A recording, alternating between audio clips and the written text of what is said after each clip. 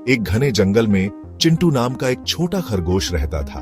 वह बहुत चंचल था, हमेशा उछलता कूदता और अपने दोस्तों के साथ खेलता रहता था। एक धूप वाली सुबह जब चिंटू एक खेत के पास खेल रहा था तो उसे एक झाड़ी के नीचे कुछ चमकता हुआ दिखा। यह एक सोने का सिक्का था। चिंटू ने इतनी चमकदार और कीमती चीज पहले कभी नहीं देखी थी। उसने उसे उठाया और उसे देखा।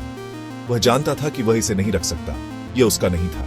मुझे जंगल के राजा शेर सिंह को इसके बारे में बताना चाहिए। चिंटू ने जंगल के राजा शक्तिशाली शेर सिंह को अपनी खोज के बारे में बताने का फैसला किया। शेर सिंह अपनी बुद्धिमत्ता और निष्पक्षता के लिए जाने जाते थे। चिंटू उछलता कूदता शेर सिंह की गुफा तक गया और उसे सोने के सिक्के के बारे में बताया। शेर सिंह ने धैर्यपूर्वक चिंटू की कहानी सुनी। वह चिंटू की ईमानदारी से बहुत प्रभावित हुए।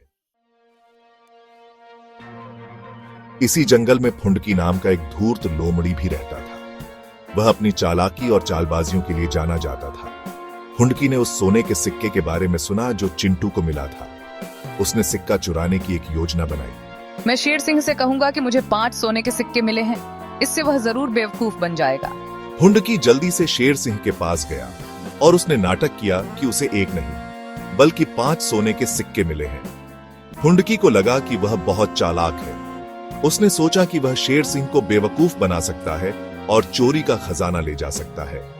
उसने गर्व से शेर सिंह को 5 सोने के सिक्के दिए, यह उम्मीद करते हुए कि उसे प्रशंसा और इनाम मिलेगा। शेर सिंह ने फुंडकी को ध्यान से देखा। उसे लग रहा था कि फुंडकी सच नहीं बोल रहा है। उसने यह पता लगाने के लिए एक परीक्षा करने का फैसला किया कि कौन ईमानदार है, चिंटू खरगोश या फुंडकी लोमड़ी। शेर सिंह ने जंगल के सभी जानवरों को अपनी गुफा में बुलाया। फिर उसने एक जादुई पंख को एक पत्थर की चौकी पर रखा। यह कोई साधारण पंख नहीं था, यह सच्चाई का पंख था। शेर सिंह ने घोषणा की कि इस पंख में सच्चाई प्रकट करने की शक्ति है। अगर कोई ईमानदार जानवर इसे छूता है तो पंख चमक उठेगा। अगर कोई बेईमान जानवर इसे छूता है तो पंख मंद रहेगा। मैं पहले पंख को छूंगा। चिंटू ने शुद्ध हृदय से धीरे से पंख को छुआ। पंख तेजी से चमक उठा, पूरी गुफा को रोशन कर दिया। जानवर विस्मय में देखते रह गए। वे जानते थे कि चिंटू सच कह रहा है। अरे नहीं, अब मुझे इसे छूना होगा। फिर फुंडकी की बारी थी। वह घबराया हुआ था। वह जानता था कि वह बेईमान था। उसने पंख को छूने की कोशिश की, लेकिन उसका हाथ कांप गया। जब उसने आखिरकार इसे छुआ तो पंख मंद और बेजान रहा। फुंडकी का धोखा उजागर हो गया।